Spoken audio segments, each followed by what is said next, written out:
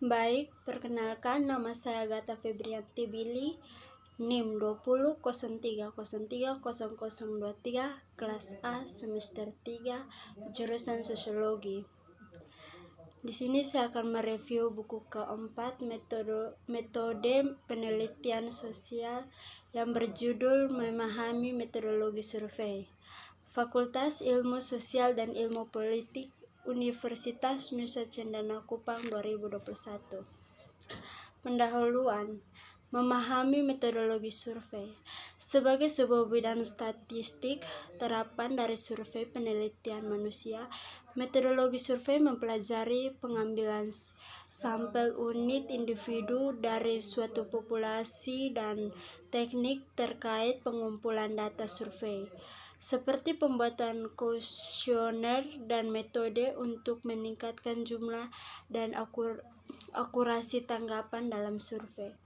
Metodologi survei mencakup instrumen atau prosedur yang mengajukan satu atau lebih pertanyaan yang mungkin atau mungkin tidak dijawab. Survei adalah pemeriksaan atau penelitian secara komprehensif. Survei yang dilakukan dalam melakukan penelitian itu biasanya dilakukan dengan menyebarkan kuesioner atau wawancara dengan tujuan untuk mengetahui siapa mereka, apa yang mereka pikir, rasakan, atau kecenderungan suatu tindakan. Survei lazim dilakukan dalam penelitian kuantitatif maupun kualitatif. Dalam penelitian kuantitatif, survei lebih merupakan pertanyaan tertutup sementara. Dalam penelitian kualitatif berupa wawancara mendalam dengan pertanyaan terbuka. Mengapa metodologi survei membutuhkan sosiologi, dan mengapa sosiologi membutuhkan survei metodologi? Hubungan antara metodologi survei dan sosiologi serta yang lainnya ilmu-ilmu sosial diperpanjang kembali selama hampir 1 abad, jauh sebelum produk survei penelitian menjadi kehadiran di mana-mana dalam kehidupan kita sehari-hari. Dan sebelum metode survei, odologi adalah disiplin akademis dalam dirinya sendiri. Survei generasi pertama bidang dari psikologi, sosiologi, ilmu politik, dan statistik. Apalagi karena bidang yang relatif baru dan terbatasnya jumlah program doktor di metodologi survei, banyak di generasi berikutnya dari ahli metodologi survei menyelesaikan pelatihan doktor dalam disiplin lain juga. Dari koneksi ini, hubungan antara sosiologi dan metodologi survei adalah terutama konsekuensi dan layak diskusi lebih lanjut. Metodologi survei fokus terutama pada multiple sumber kesalahan yang dapat mempengaruhi perkiraan survei. Fokus ini yang disebut survei total error atau TSAE. Mengarah perhatian ahli metodologi survei ke sumber dan efek kesalahan non-sampling. Penyesuaian. Kebanyakan penelitian di lapangan menyelidiki konsekuensi dari kesalahan ini dan bagaimana memperbaiki atau menghindarinya. Meskipun sosiolog terwakili dengan baik di antara survei paling awal, peneliti dan ahli metodologi teori psikologi lebih berpengaruh dalam mengembangkan metodologi survei sebagai disiplin akademis. Di awal tahun pembentukan disiplin, pendekatan psikologis yang dominan di penelitian survei berorientasi pada psikologi sosial. 4 dekade terakhir namun melihat metodologi survei mengambil giliran kognitif bersama dengan banyak dari bidang psikologi. Menuju teori tingkat respons survei itu tidak lagi saling melewati seperti orang asing di malam hari. Ahli metodologi survei telah berjuang dengan tantangan bagaimana untuk meningkatkan tingkat respons survei. Literatur sampel yang menjawab permintaan survei Banyak upaya telah dilakukan untuk mengembangkan teori tentang apa yang menyebabkan orang menanggapi atau tidak menanggapi survei. Beberapa teori dan penelitian yang mendorong penggunaannya telah difokuskan hanya pada satu atau beberapa teknik. Namun, tingkat respon dalam hampir semua contoh hasil menggabungkan banyak elemen diskrit menjadi data strategi pengumpulan. Beberapa teori perilaku responden hanya digunakan sebagai kerangka referensi untuk mengusulkan dan membenarkan tindakan tertentu yang bertujuan untuk meningkatkan tanggapan. Mereka jarang digunakan untuk memberikan pendekatan yang komprehensif terhadap data pengumpulan dengan tujuan meningkatkan tingkat respons sejauh mungkin. Berbagai upaya teoritas sebagai besar tetap ada tidak diinformasikan oleh upaya teoritis lainnya mengabaikan satu sama lain, kecuali dengan serampakan menyebutkan keberadaan mereka.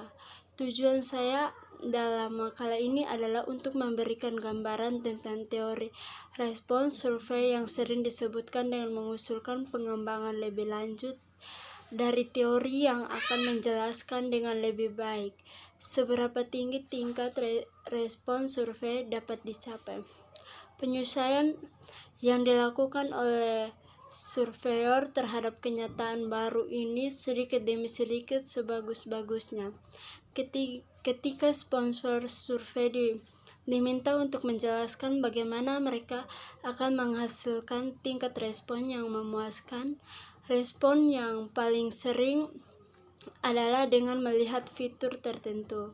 Desain survei potensial sebagai contoh mungkin memutuskan untuk membayar pasca insentif, mungkin sebanyak $40-60 atau lebih, tergantung pada pentingnya survei dan ketersediaan sumber daya keuangan. Apa itu teori? Teori adalah serangkaian bagian atau variabel definisi dan dalil yang saling berhubungan yang menghadirkan sebuah pandangan sistematis mengenai fenomena dengan menentukan hubungan antar variabel dengan maksud menjelaskan fenomena alamiah. Pemikiran teoritas yang mereka definisikan sebagai menentukan bagaimana dan mengapa variabel-variabel yang pertanyaan hubungan dapat saling berhubung. Faktor-faktor yang dipengaruhi survei responsif tarif jelas dan penelitian selama beberapa dekade bahwa banyak faktor berbeda yang telah ditemukan untuk mendorong tingkat respon baik ke atas atau ke bawah. Juga terbukti bahwa faktor-faktor yang pernah dipikirkan efektif untuk meningkatnya tingkat respons kurang efektif daripada di masa lalu, misalnya panggilan balik pada survei RDD.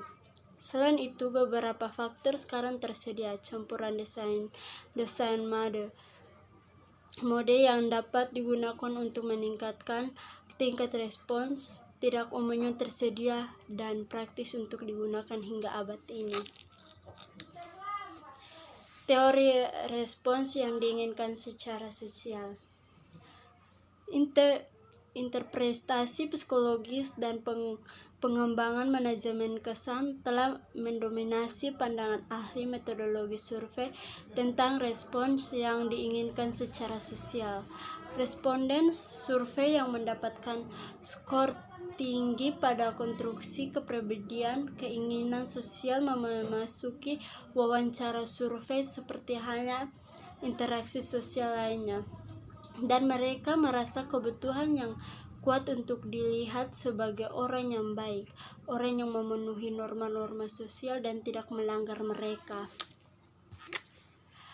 Menerapkan teori identitas dalam metodologi survei. Memahami hubungan antara penonjolan identitas dan penonjolan identitas mungkin sangat bermanfaat bagi ahli metodologi survei yang bergulat dengan pengukuran kesalahan. tanggapan yang diinginkan secara sosial, dan pertanyaan sensitif. Meskipun menonjol biasanya sesuai, mereka tidak perlu sebuah identitas, mungkin sedikit atau tidak bernilai bagi seorang individu, tetapi mungkin sering diberlakukan dengan kewajiban sosial yang diberikan secara teratur, atau identitas wajib tetapi tidak dihargai. Tetapi dalam situasi di mana tinggi menonjol dan rendah.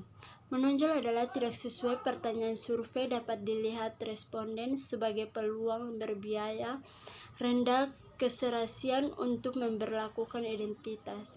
Mengajukan pertanyaan survei tentang layanan keagamaan, kehadiran tidak memiliki kendala situasional normal yang menjadi ciri kehidupan sehari-hari.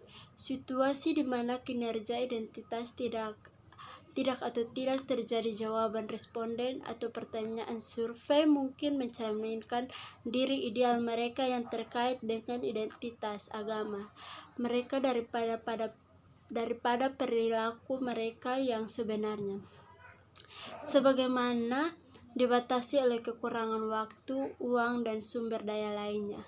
Jadi, konvensional survei ukuran perilaku yang meminta responden untuk melaporkan tipikal atau saat ini tidak perilaku selama periode referensi yang panjang mungkin mengalami biasa pengukuran, terutama jika identitas dan perilaku konsekuensinya normatif. Perilaku beragama tidak semata dipengaruhi oleh sumber biasa ini. Studi menunjukkan bahwa responden identitas banyak sebagai individu yang aktif secara fisik memotivasi mereka untuk melaporkan tingkat aktivitas yang lebih mencerminkan identitas mereka sebagai orang yang aktif dibandingkan dengan mereka yang sebenarnya perilaku. Memang mereka yang memiliki identitas yang sangat menonjol kemungkinan besar juga memiliki arti penting tinggi dan kemungkinan tidak tinggi untuk menampilkan identitas mereka. Kerja yang menipu keterahan proses pengukuran penemuan bahwa responden dengan identitas atlet yang cukup menonjol adalah yang paling mungkin untuk melaporkan secara berlebihan aktivitas fisik. Sebaliknya, responden dengan penonjolan identitas atlet yang rendah kecil kemungkinannya untuk melaporkan secara berlebihan. Sekian dan terima kasih.